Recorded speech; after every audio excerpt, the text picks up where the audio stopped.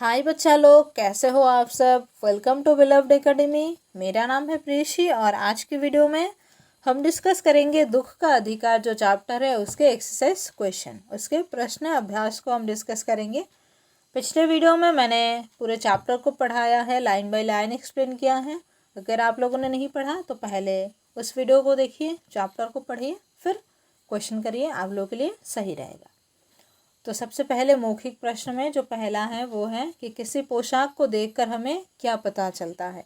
किसी के पोशाक को देखकर हमें क्या पता चलता है। किसी के पोशाक को देखकर हमें समाज में उसके अधिकार और दर्जे का पता चलता है। फिर दूसरा क्वेश्चन है, खरबूजे बेचने वाली स्त्री से कोई खरबूजे खरीद क्यों नहीं रहा था।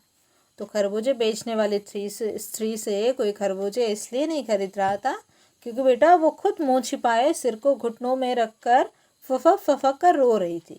तो जब वो खुद ही मुँह छिपाए रो रही थी, लोग उससे जाके कैसे दाम पूछते, लोगों का थोड़ा बहुत हिचकिचाहट महसूस होती। फिर तीसरा प्रश्न, उस स्त्री को देखकर लेखक को कैसा लगा। तो उस स्त्री को देखकर लेखक के मन में व्यथा सी उठी और वो औरत क्यों रो रही है, उनकी रोने की वजह जो है, उनकी रोने का जो कारण है उसको जानने का मन हुआ और उसको जानने के तरकीबें वो सोचने लगे। फिर चौथा प्रश्न है, उस स्त्री के लड़के की मृत्यु का कारण क्या था। तो बेटा उस स्त्री के लड़के की मृत्यु का कारण था सांप का काटना। उस स्त्री के लड़के की मृत्यु खेत में पके खरबूज चुनते समय सांप के काटने से हुई। फिर है पांचवा प्रश्न कि बुढ़िया से कोई भी क्यों उधार नहीं देता था। बुढ़िया को कोई क्यों उधार नहीं देता था। तो बुढ़िया को कोई इसलिए उधार नहीं देता था क्योंकि उनको पता था लोगों को कि वो वापस नहीं कर सकती है उनका उधार। तो बुढ़िया के परिवार में एकमात्र कमाने वाला बेटा मर गया था। ऐसे में पैसे वापस ना मिलने के डर से कोई उनको उधार नहीं दे रहा था। फिर दूसरा प्रश्न है लिखित। उसमें जो पहला प्रश्न है वो ये है कि मनुष्य के जीवन में पोशाक का क्या मतलब है, क्या महत्व है। हमारे कपड़ों का हमारे जीवन में क्या महत्व है, क्या इम्पोर्टेंस है। तो मनुष्य के जीवन में पोशाक मात्र एक शरीर ढकने का साधन नहीं है बल्कि समाज में उसके दर्जा निश्चित करती है। पोशाक से मनुष्य की हैसियत, पद तथा समाज में उसके स्थान का पता चलता है। पोशाक मनुष्य के व्यक्तित्व को निखारती है। जब हम किसी से मिलते हैं तो पहले उसकी पोशाक से प्रभावित होते हैं तथा उसके व्यक्तित्व का अंदाज़ा लगाते हैं। पोशाक जितनी प्रभावशाली होगी उतनी अधिक लोग प्रभावित होंगे। तो पोशाक का हमारे जीवन में महत्व ये है कि वो सिर्फ हमारे शरीर को ढकने के लिए नहीं बल्कि वो समाज में हमारा जो स्टेटस है, हमारा क्या दर्जा है, वो निश्चित करती है। हम अगर अच्छे पोशाक पहनेंगे तो लोगों को हमारे बारे में अच्छी इंप्रेशन बनेगी लोगों के सामने। हमारी व्यक्तित्व को पोशाक और ज़्यादा निखारती हैं और पोशाक जितना प्रभावशाली होगा आपसे लोग उतने ज़्यादा प्रभावित होंगे, यानी आपसे लोग उतने ज़्यादा इम्प्रेस्ड होंगे। फिर दूसरा प्रश्न है कि पोशाक हमारे लिए कब बंधन और अड़चन बन जाती है। ये जो पोशाक है जिसके बारे में हमने इतनी अच्छी भली बात की है, वो ही पोशाक कब हमारे लिए बंधन और अड़चन बन जाती है। तो पोशाक हमारे लिए बंधन और अड़चन तब बन जाती है जब हम अपने से कम दर्जे या कम पैसे वाले व्यक्ति के साथ उसके दुख बांटने की इच्छा रखते हैं, लेकिन उसे छोटा समझकर उसे बात करने में संकोच करते हैं और उसके साथ सहानुभूति तक प्रकट नहीं कर पाते। तो पोशाक बेटा हमारे लिए बंधन और अड़चन तब बन जाती है जब हम अपने से छोटा किसी इंसान, छोटा यानी दर्जे में छोटा या थोड़ा कम पैसे वाले लोगों के साथ जब हम उठना बैठना चाहते, घुल मिलना चाहते, तब हमारी पोशाक अगर हम अच्छे पहने हुए थे तो हम हिचकिचाते हैं, तब वो हमारे पोशाक हमारे लिए बंधन और अड़चन बन जाती है। फिर तीसरा प्रश्न है कि लेखक उस स्त्री के रोने का कारण क्यों नहीं जान पाए। तो लेखक की पोशाक के कारण वो स्त्री के रोने का कारण नहीं जान पाए क्योंकि वो अच्छे पोशाक पहने हुए थे। तो तब वो पोशाक उनका उस औरत से जाके बात करने में, उनकी दुख दर्द को पूछने में वो बंधन बन गई है, वो अड़चन बन गई है। वह फुटपाथ पर बैठकर उससे पूछा नहीं जा सकता था, इससे उसके प्रतिष्ठा को ठेस पहुंचती। इस वजह से वह उस स्त्री के रोने का कारण नहीं जान पाया। समझे बेटा कि लेखक की पोशाक के कारण वह जान पाने के बीच अड़चन थी, वह फुटपाथ पर बैठकर वो नहीं पूछ सकते थे। उनकी जो दर्जा है, उनकी जो प्रतिष्ठा है, उसको ठेस पहुंचती। फिर चौथा क्वेश्चन है, भगवाना अपने परिवार का निर्वाह कैसे करता था। भगवाना शहर के पास 1.5 बीघा ज़मीन में कछियारी करके परिवार का निर्वाह करता था, यानी खेती बाड़ी करके वो अपने परिवार चलाता था, परिवार का निर्वाह करता था। फिर 5वां प्रश्न है, लड़के के मृत्यु के दूसरे दिन ही बुढ़िया खरबूजे बेचने क्यों चल पड़ी। तो बेटा बुढ़िया बहुत गरीब थी। लड़के की मृत्यु पर घर में जो कुछ था वो सब कुछ खर्च हो गया था, जो दान दक्षिणा में लग गया, फिर उसकी जो देहांत के में जो बहुत सारे नियम मानने होते हैं, उन सब में जो था घर में पैसा अनाज सब कुछ ख़त्म हो गया था। लड़के के छोटे छोटे बच्चे भूख से परेशान थे, बहू को तेज बुखार था, इलाज के लिए भी पैसा नहीं था। इन्हीं सब कारणों से वह दूसरे दिन ही खरबूजे बेचने चल दी। फिर जो अगला प्रश्न है वो है कि बुढ़िया के दुख को देखकर लेखक को अपने पड़ोस की सम्राट महिला की याद क्यों आई। तो लेखक को बुढ़िया को देखकर अपने पड़ोस की सम्राट महिला की याद इसलिए आई क्योंकि उसके बेटे का भी देहांत हुआ था। वह दोनों के दुखों के तुलना करना चाहते थे। दोनों में शोक मनाने का ढंग अलग था। धनी परिवार होने के वजह से वह उसके पास शोक मनाने के लिए असीमित समय था और बुढ़िया के पास शोक का अधिकार ही नहीं था। तो जो औरत वो थी वो 2.5 महीने तक बिस्तर से नहीं उठी।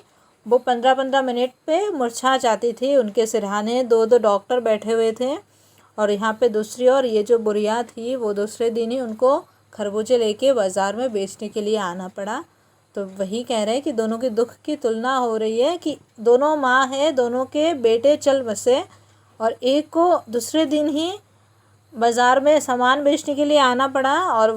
और तब भी लोग तरह तरह की बातें बना रहे हैं, बातें बोल रहे हैं। और दूसरी ओर एक और औरत है जिनकी भी बेटा मर गए हैं और वो 2.5 महीने तक बिस्तर से नहीं उठी। मतलब दुख मनाने का तरीका कितना अलग है वो समझाने की कोशिश की गई है बेटा। फिर निम्नलिखित प्रश्न का उत्तर 50 से 60 शब्दों में लिखिए। बाजार के लोग खरबूजे बेचने वाली स्त्री के बारे में क्या क्या कह रहे थे, अपने शब्दों में लिखिए। तो बाजार के लोग खरबूजे बेचने वाली स्त्री के बारे में तरह तरह की बातें कर रहे थे। कोई घृणा से थूक कर बहैया कह रहा था, तो कोई उसकी नीयत का दोष दे रहा था। कोई कमीनी, कोई रोटी के टुकड़े पर जान देने वाली कह रहा था, तो कोई कहता इसके लिए रिश्तों का कोई मतलब नहीं है। परचून वाला लाला कह रहा था कि इसके लिए अगर मरने जीने का कोई मतलब नहीं है तो दूसरों का धर्म का ईमान का तो क्यों ख़राब कर रही है। लोग ये कह रहे हैं कि इनके लिए रोटी ही सब कुछ है, पैसा ही सब कुछ है, उनको धर्म ईमान रिश्तों का कोई मतलब नहीं है उनके पास। और फिर परचून वाले लाला जी कह रहे हैं कि चलो ठीक है, उनको अपना दुख दर्द का कोई नहीं है, कोई ज्ञान नहीं है, अपना ईमान धर्म उनका कोई नहीं है, लेकिन जो दूसरों के ईमान धर्म है उनका तो कम से कम ख्याल रखना चाहिए। बेटे के मरने के बाद हिंदू धर्म के अनुसार 13 दिन का सूतक हुआ है उनके घर में, तो किसी को क्या ही पता है उनके घर में सूतक है, उनका बेटा मर गया है। तो अगर कोई उनके घर के खरबूजे खा ले तो उनका धर्म ईमान नष्ट तो होगा ना। तो वही सब बातें बता रहे थे। फिर पास पड़ोस के दुकान से पूछने पर लेखक को क्या पता चला। पास पड़ोस से दुकान से पूछने पर लेखक को पता चला कि बुढ़िया का जवान बेटा सांप के काटने पर मर गया। वह परिवार का एकमात्र कमाने वाला था। उसके घर का सारा सामान बेटे को बचाने में खर्च हो गया। घर में 2 पोते भूखे से बिलख रहे थे, इसलिए वो खरबूजे बेचने बाजार आई है। तो लोगों से पूछने पर लेखक को ये पता चला, यशपाल जी को ये पता चला कि उनके घर में एक जवान बेटा था 23 साल का, जिसकी मृत्यु हो गई सांप के काटने पर, और वही एकमात्र घर चलाने वाला था, कमाने वाला था। तो अब उनकी मृत्यु हो गई है, तो अगले दिन बुढ़िया को डलिया में खरबूजे लेकर बाजार आना पड़ा, क्योंकि अब बहू को बुखार था तेज और पोता पोती भूख से बिलख रहे थे, भूख से परेशान हो रहे थे। लड़के को बचाने के लिए बुढ़िया ने क्या क्या उपाय किए। लड़के के मृत्यु होने पर बुढ़िया पागल सी हो गई। वह जो कर सकती थी उसने किया। वह ओझा को बुला लाई, झाड़ना फूकना हुआ, नाग देवता की पूजा भी हुई। घर में जितना अनाज था धन दक्षिणा में समाप्त हो गया, परंतु उसका बेटा बच ना सका। तो उन्होंने क्या किया, जब बेटा का देहांत हुआ तो वो पागल सी हो गई ना, तो पागल होके उन्होंने ओझा वैद्य बुला लाई, तो उन्होंने झाड़ फूँक की, उन्होंने नाग देवता की पूजा की, दान दक्षिणा किया, लेकिन फिर भी उनका बेटा बच नहीं पाया। फिर कहता है लेखक ने बुढ़िया के दुख का अंदाज़ा कैसा लगाया। लेखक ने उस पुत्र वियोगिनी के दुख का अंदाज़ा लगाने के लिए पिछले साल अपने पड़ोस में पुत्र की मृत्यु से दुखी माता की बात सोचने लगा, जिसके पास दुख प्रकट करने का अधिकार तथा अवसर दोनों था, परंतु ये बुढ़िया तो इतनी असहाय थी कि वह ठीक से अपने पुत्र की मृत्यु का शोक भी नहीं मना सकती। तो वही है कि किसी और औरत जो सम्भ्रांत परिवार से है, धनी परिवार से हैं, उनको दुख मनाने का कितना अवसर है। वो अढ़ाई महीने तक बिस्तर से नहीं उठी, 15-15 मिनट में वो मुरझा जाती थी। उनके सिरहाने 2 डॉक्टर बैठे हुए थे, और यहाँ दूसरी ओर बेटे के मर जाने के दूसरे दिन एक औरत को डलियों में खरबूजे लेकर बेचने के लिए बाजार में आना पड़ा। ये सोच के उन्होंने उस बुढ़िया के दुख का अंदाज़ा लगाया। फिर 5वां प्रश्न यह है कि इस पाठ का शीर्षक दुख का अधिकार कहाँ तक सार्थक है, स्पष्ट कीजिए। तो इस पाठ का शीर्षक दुख का अधिकार पूरी तरह से सार्थक सिद्ध होता है क्योंकि ये अभिव्यक्त करता है कि दुख प्रकट करने का अधिकार व्यक्ति के परिस्थिति के अनुसार होता है। यद्यपि दुख का अधिकार सभी को है, गरीब, बुढ़िया और सम्भ्रांत महिला दोनों का दुख एक समान ही था। दोनों के पुत्रों को मृत्यु हो गई थी, परंतु सम्भ्रांत महिला के पास सहूलियत थी, समय था, इसलिए वह दुख मना सकी। परंतु बुढ़िया गरीब थी, भूख से बिलखते बच्चे के लिए पैसा कमाने के लिए निकलना था। उनके पास ना सहूलियत थी ना समय, वह दुख ना मना सकी, उसी दुख मनाने का अधिकार नहीं था, इसलिए शीर्षक पूरी तरह सार्थक प्रतीत होता है।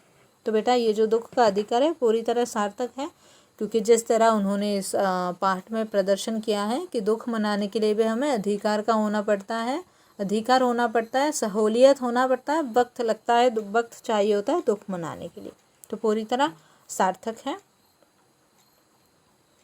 फिर निम्नलिखित का आशय स्पष्ट कीजिए। इनका जो लाइन दिया हुआ है इनका मीनिंग हमें स्पष्ट करना है, आशय स्पष्ट करना है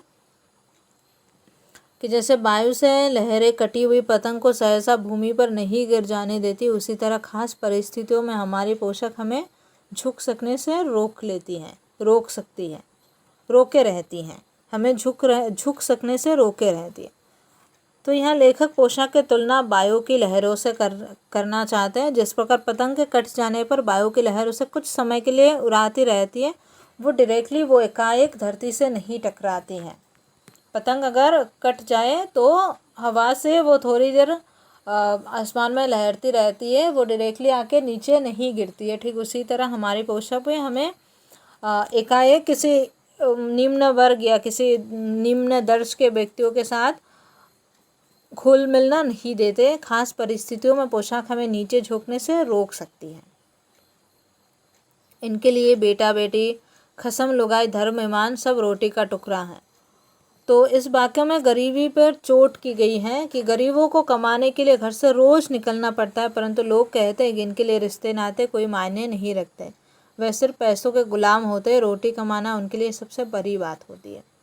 तो बेटा गरीबों को कहते हैं, गरीब हमेशा कमाने के लिए निकल जाते हैं ना, जैसे यहाँ पे बूढ़ी औरत बेटे के मरने के 2 दिन बाद खरबूजे बेचने चली आई, तो उन्हीं को लोग कह रहे हैं कि इनके लिए तो बेटा बेटी यानी कि जो रिश्ते नाते होते हैं वो कोई मायने नहीं रखता। खसम यानी पति, लुगाई मतलब पत्नी, फिर धर्म, ईमान, ये सब रोटी का टुकड़ा है। मतलब ये सब उनके सामने जो पैसा है, जो रोटी का टुकड़ा है, उनके सामने फीके पड़ जाते हैं। फिर कहते हैं कि शौक करने, गम मनाने के लिए भी सहूलियत चाहिए और दुखी होने का भी एक अधिकार होता है।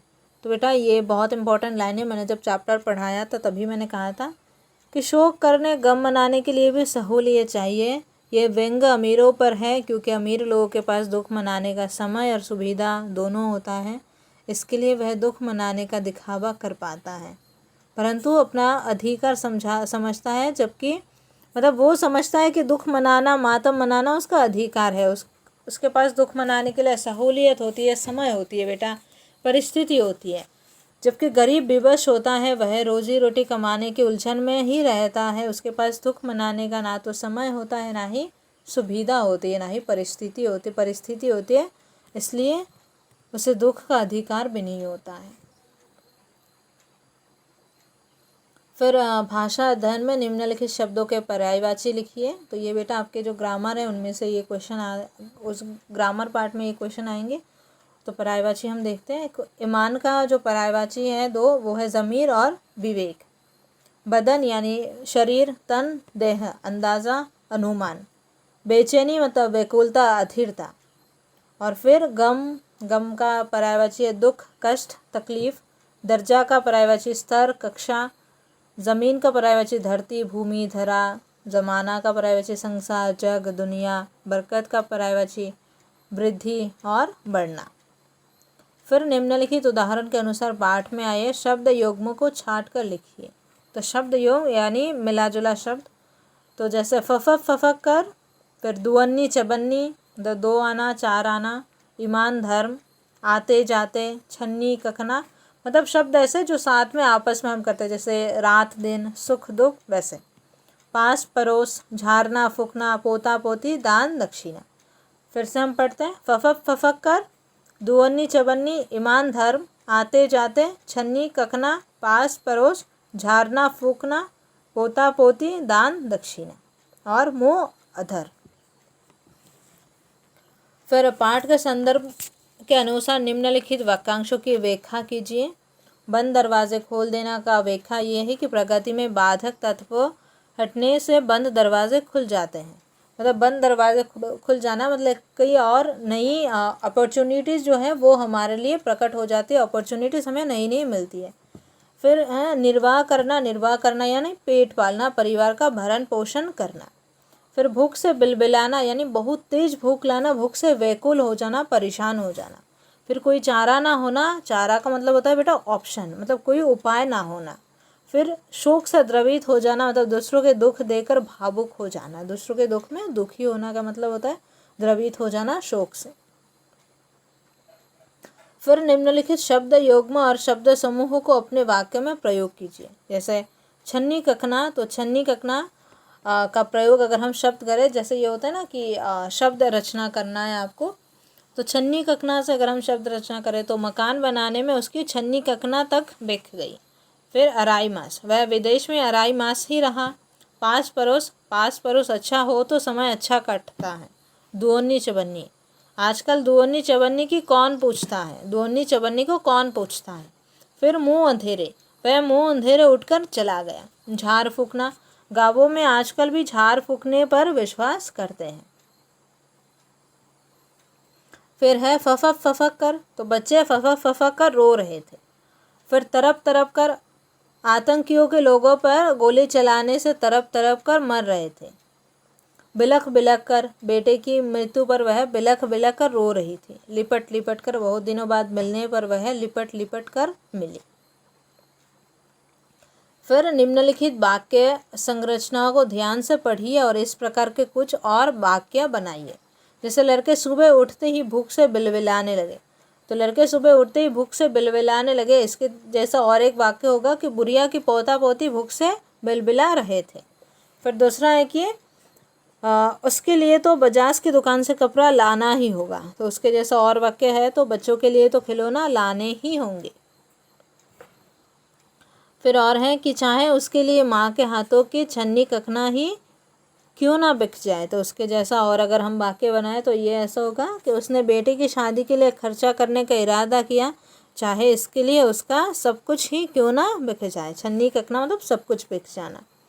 फिर अरे जैसी नीयत होती अल्लाह वैसा ही बरकत देता है, तो अरे जैसी नीयत होती है बल्ला अल्लाह वैसे ही बरकत देता है। इसके जैसा अगर है कि जैसा दूसरों के लिए करोगे वैसा ही फल पाओगे। तो ठीक है बेटा, यहाँ पे आपका प्रश्न अभ्यास भी ख़त्म होता है। तो दैट्स इट फॉर टुडे। अगर वीडियो अच्छी लगे तो लाइक करो, चैनल पे नए हो तो सब्सक्राइब कर लो। हमने नया शुरुआत की है, आपका सपोर्ट रहा तो हम एक दिन और आगे जाएंगे। कुछ भी डाउट है तो वीडियो के नीचे कमेंट करना और पढ़ाई करते रहो, अच्छे से रहो। Thank you so much.